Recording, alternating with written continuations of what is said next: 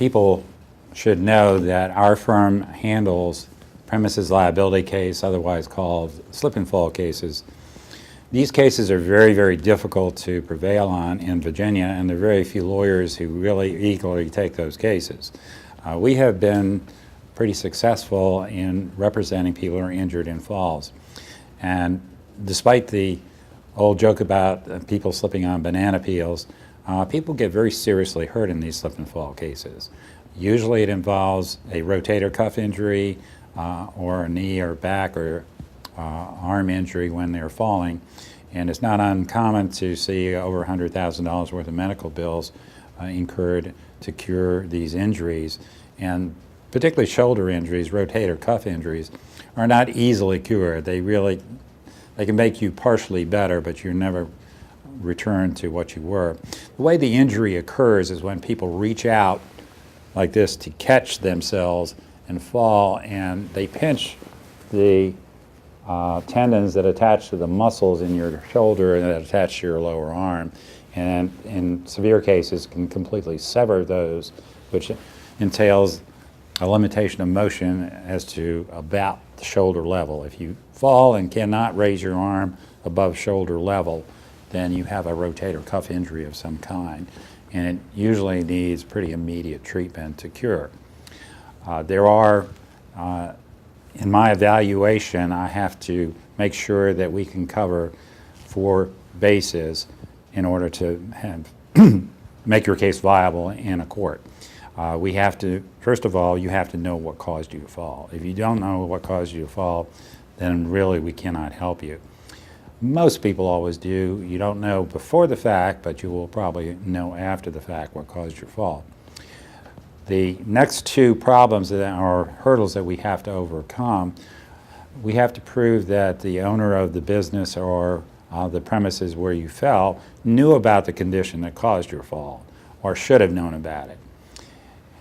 And then we also have to prove that they knew about it or should have known about it in sufficient time to have fixed it or cured it, or to have warned you about it. The last hurdle is if you should have seen what caused you to fall in the exercise of a reasonable lookout, then you're contributorily negligent. And if you're at the least bit contributorily negligent in Virginia, one of 4 states left with that doctrine, you cannot prevail. So initial evaluation by us of your case will usually entail questions as to those 4 hurdles to make sure that we can get over them.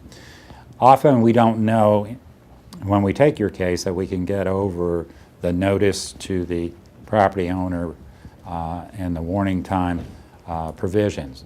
That frequently comes out in discovery. So if you're severely injured, we're usually willing to take your case at least through a discovery stage to find out whether there are any problems that the owner knew about or should have known about. Frequently it comes out in depositions and somebody makes a statement, oh yes, I knew that water was on the floor, that people shake water off on the floor when they go pick their vegetables out in the grocery store, and that 85% of people shake that water off the floor. Those type of statements can come out in depositions, and then your case becomes a whole lot more valuable. The other reason a lot of attorneys don't like these cases, if you sue an out-of-state corporation, and most of the grocery stores and the big box stores where these injuries occur are foreign corporations. The foreign corporations have a right to remove the case to federal court, and a lot of attorneys are not really comfortable in federal court. It has as Virginia is known for, its rocket docket. You will normally get a trial date within a year of the filing after the scheduling conference is set. And everything has to go together. There's a lot of deadlines and there are a lot of pitfalls in federal procedure that one has to be aware of.